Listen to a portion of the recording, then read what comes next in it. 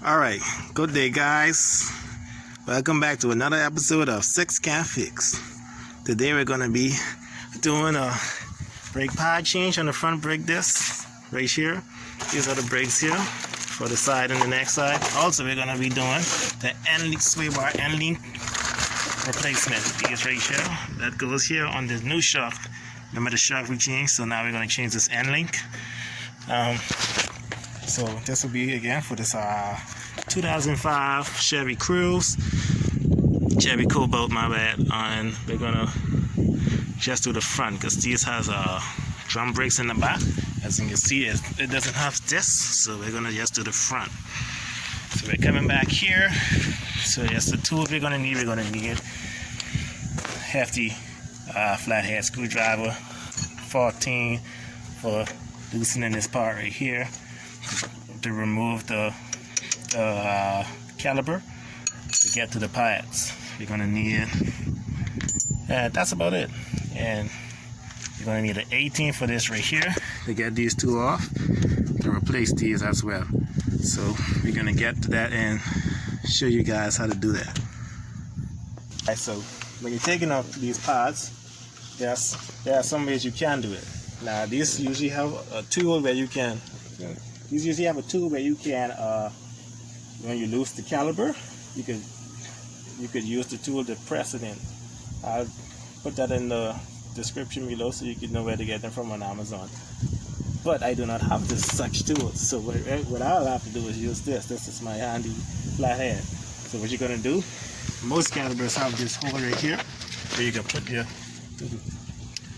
put your screwdriver in, and you can press. And once you press the rods, it decompresses the fluid inside. As you can see, it's coming forward. And once it's compressed to a certain, you can now loose. Here's with the 14 in the back. Here. Now once you do that, it should come out, and then I'll show you what you can do afterwards. You can pause it. Alright guys, so we got the top nut from behind the caliper out. So now all you gotta do is swing it out. Now as you can see, you can now get to the brakes.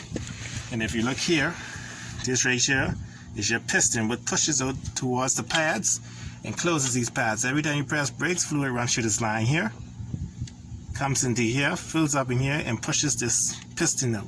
Once the piston comes, it squeezes these two pads to stop the car. Okay? So now we're going to change this. As you can see, it's very, very, very thin. You see that? So you get it changing. If you look into here, there is a big difference. See all of that meat right there? That's how it's supposed to look. So we're going to change that out. We're going to have some better brakes and stopping power. These clips right here have got to go in as well. They go in on top here and at the bottom here. Alright guys, we're going to put in the brand new pad. This right here is your warning clip right here. This is what press against the rotor. It starts to make that squeaky noise you guys hear. That's when you know your brake pads need to change. Or there could be other problems, but that's usually the main reason why you hear that noise. So it came with the new pads, so we're going to put this in, and then we're going to do the next side. I forgot to change the clips. This got to go in first. Right here. So we're going to take these out.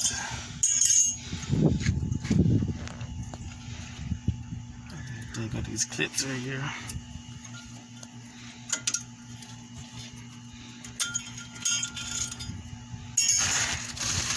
Out with the old and in with the new. So we're going to be riding solid.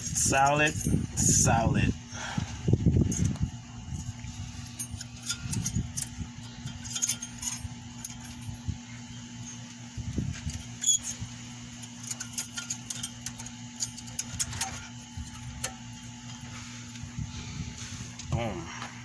Pad in. Now usually the pad with the warning clip, you want to put this one in the back. Preferably, I don't know why, but I guess so it could be hidden. And that's what it usually be. For most manufacturers, that's what it's usually be. So this part with the clip usually be in the back. So I'm gonna put that in now.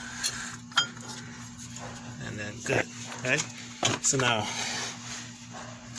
one thing you want to notice, if you put this in, the next part in, without compressing this piston right here, it will not be able to go on. As you can see, it's not wide enough.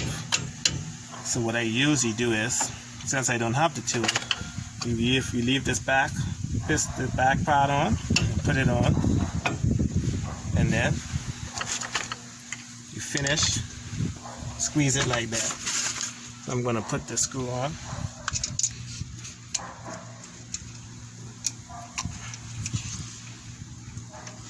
Got my screwdriver, and with that little part, I'm going to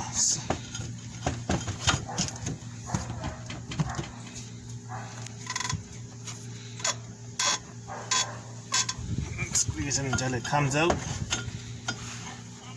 Enough. Alright, pause it. Alright guys, as you can see, it's coming out once I start to compress it. Try to get as far as you could, and eventually it will come all the way out. All the way out. Yeah. So now I should be able to get that next pad in. So I'm going to take the screw back off, bring it down, and check see if that next part can fit. Should be able to now. And boom, there you go guys.